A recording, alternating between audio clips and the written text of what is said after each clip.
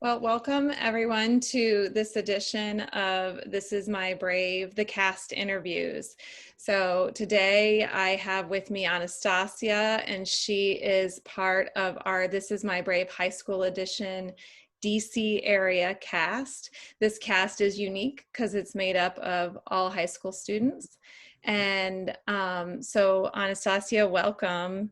Would you say hello, say your full name, because I don't know how to pronounce it exactly, Yeah. No, and give us your full name and tell us where you're from, your grade, all that stuff. all right. So my name is Anastasia Vlasova. I know, quite a difficult name, but it's one of the shorter Russian last names, luckily. Yeah. I'm 17 years old. I'm a rising senior at South Lakes High School. I live in Northern Virginia, just outside of DC. And yeah, I auditioned for this year's high school show, and I'm super, super excited to be a part of it. Well, what made you come out for the show in the first place? So I personally struggled a lot with mental health in middle school and the beginning years of high school, and I still do. Obviously, like, my emotions fluctuate and everything, but I think I've got like a better grasp on how to handle my mental health now than I did before. But I'd always loved public speaking and just sharing stories and writing. And then when I heard about what This Is My Brave does, and it's a whole combination of mental health, public speaking, and writing and everything, and still being like very artistic, because I love being creative and stuff and expressing myself creatively.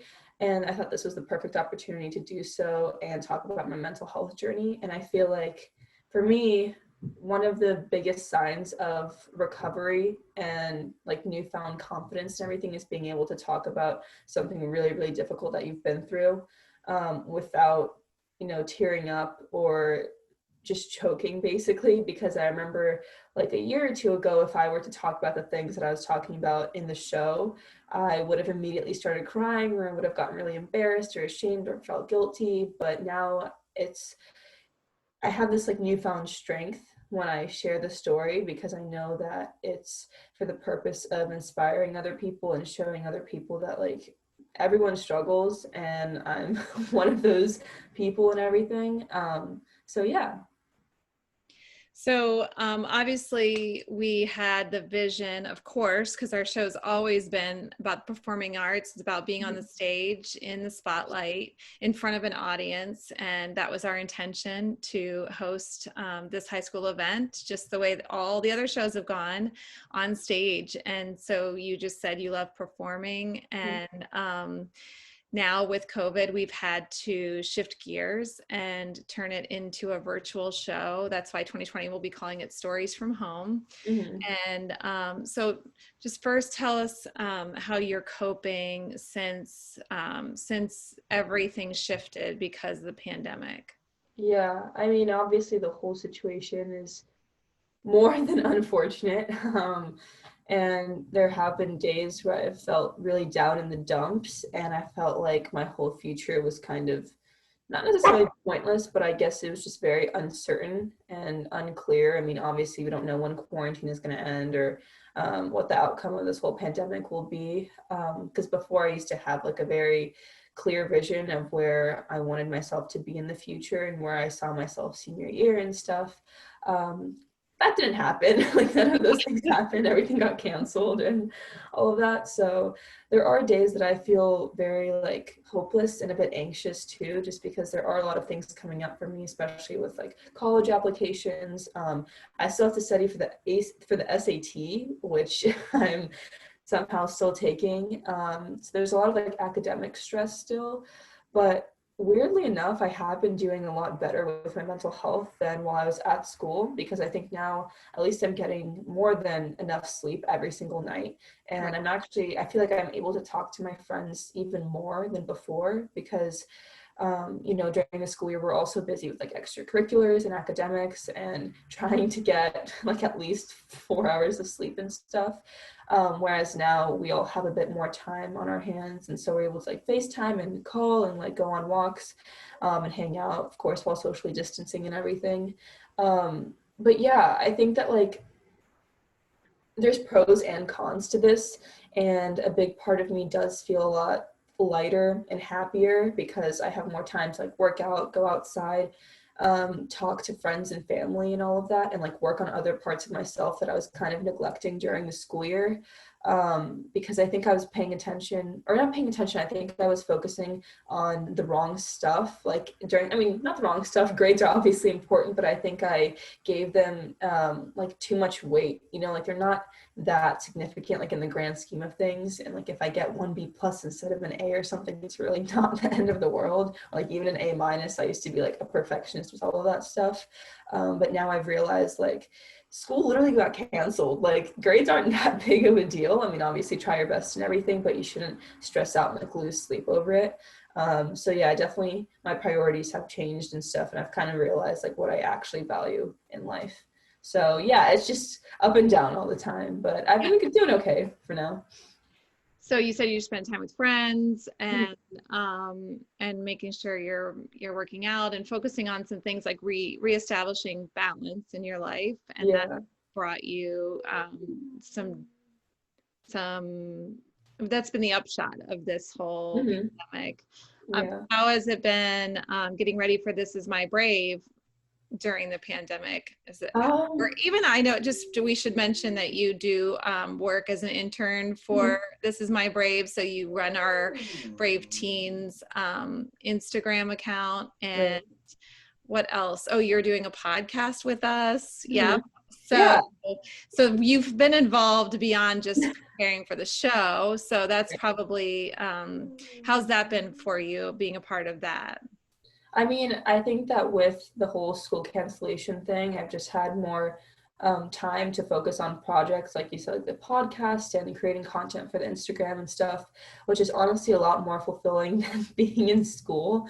I think I just have a very, like, I get into a very anxious mindset when I'm in school. So when I'm doing things outside of it and like focusing on my passions and like helping others, I think that's kind of like my calm place and everything. And that's why I love working with This Is My Brave. And I think that the pandemic has almost made it easier to work for This Is My Brave because again, I have more time, and I'm thinking about like life a lot more, like all of these like deep existential questions and all of that. And like that kind of fuels my creativity, I feel like. So that way I'm able to produce like better content for the Instagram and like just get spend the time getting better as like a podcast host and like focus on my writing for This Is My Brave show and everything, and just like fine tune things. So yeah, the extra time has definitely helped a lot. And I think it's honestly made the whole process for getting ready for the show and working for This Is My Brave a lot easier. So yeah. So your piece is going to address, can you tell us just in Mhm. general what it will address? Yeah, so I mainly talk about the eating disorder that I developed when I was in eighth grade. So I was a competitive tennis player for quite a bit of my earlier teenage years. And from that, I got like really into fitness and like training and eating healthy and everything. But that turned into a bit more of an obsessive behavior where I became super focused on like my physical appearance and like calories and everything, and that always just turns into a very unhealthy mindset. And so I talk about how my experience was with like restrictive like dieting and then binge eating and everything, and then how eventually I learned to develop self love and basically just fuel my body with love and nourishment instead of constantly depriving it of the nutrients that it really needs. So where are you now in your recovery? You said that was middle school, right? Yeah, it was like middle school. It actually had been happening up until this year, and I started therapy in February of this year. So I think that's definitely helped me the most because before I kind of always kept it to myself. I still am kind of like not, a little bit ashamed to even talk about it now too. I mean, it's like I just started my recovery a few months ago, so obviously it's not going to be like immediate recovery or anything. But yeah, I still struggle with it even nowadays too, especially during times of like anxiety and stress, because that's usually like when you're stressed, usually that's when your eating disorder, if you've had one before, it kind of like comes back a little bit. So you have to be super aware and like mindful, and remind yourself like that's not who you are anymore and it doesn't have control over you. So it's still like a battle every day, but I think I have a lot more control over myself rather than my eating disorder having control over me now. So sounds like you're learning great skills that, Mhm. and even obviously getting some guidance from a professional. So that's great. And Yeah. so when you share your piece, which will air virtually on October 18th, can you hear my dog? A little bit. I'm just gonna let him out, so he'll stop. Okay.